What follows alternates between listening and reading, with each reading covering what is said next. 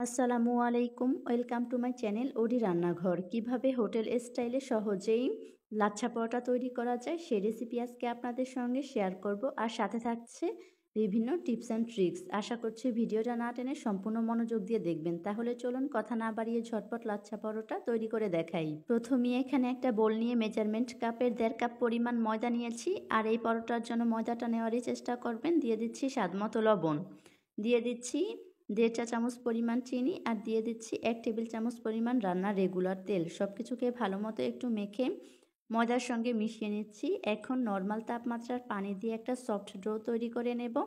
তবে ডোটা খুব বেশি শক্তও থাকা চলবে না, আবার নরমও না। আর ডোটা তৈরি হয়ে গেলে মেখে একটা ঢাকনা দিয়ে ঢেকে রেস্টে রেখে দেব প্রায় 1 ঘন্টার পর্যন্ত। এখন এই ফাঁকে আমি 1.5 টেবিল চামচ রান্নার রেগুলার তেল নিয়ে নিলাম, আর এতে 1 চামচের মতো কর্নফ্লাওয়ার একটু গুলিয়ে নিচ্ছি। কর্নফ্লাওয়ারটা না থাকলে ময়দা গুলিয়ে নিলেও হবে। এখন ফিরে এলাম 1 ঘন্টা পর। ডোটা অনেকটাই সফট হয়ে গেছে। একটু হাতের সাহায্যে মথে নিয়ে তারপর ডোটাকে 2 ভাগে ভাগ করে নিয়েছি। এখন একটা ডো দিয়ে আমি বড় একটা রুটি তৈরি করে নেব। ময়দা দিয়ে আমি রুটিটা বেলে নিচ্ছি। আর আমার রুটিটা বেলা হয়ে গেছে, আর যে মিশ্রণটা আমি তৈরি করে রেখেছিলাম সেটা থেকে উপরে ছড়িয়ে দিচ্ছি। এখন একটা ব্রাশের সাহায্যে খুব সুন্দর করে রুটিটার গায়ে মিশ্রণটা লাগিয়ে নিয়েছি। এখন ছুরির সাহায্যে খুব সুন্দর করে চিকন চিকন করে আমি রুটিটাকে কেটে নিচ্ছি। আপনারা পিৎজা কাটার দিয়েও সেম কাজটা করতে পারেন।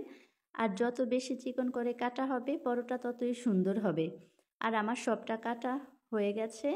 এখন এটাকে সুন্দর করে তুলে নিচ্ছি। আর কিভাবে তুলে নিয়েছি আশা করছি ভিডিও দেখেই বুঝতে পারবেন। এখন এটাকে হাতের সাহায্যে টেনে লম্বা করে নেব। তারপর হাতে পেঁচিয়ে একটা গোলা তৈরি করে নিচ্ছি, যেরকমটা আপনারা ভিডিওতে দেখতে পাচ্ছেন। আর এটা কিন্তু আমি বেলবো না। এখন এই ডোটা অনেকটাই সফট আছে, এভাবে চেপে চেপে আমি পরোটার শেপে তৈরি করে নেব। আর দেখুন এটা কিন্তু আমার তৈরি হয়ে গেছে। এখন ভাজতে চলে এসেছি। চুলায় প্যান বসিয়ে আমি তাতে পরোটাটাকে তেল না দিয়ে 2 থেকে 3 মিনিট একটু সেঁকে নিয়েছি। তারপর পরিমাণ মতো তেল দিয়ে এটাকে লাল লাল করে ভেজে নেব।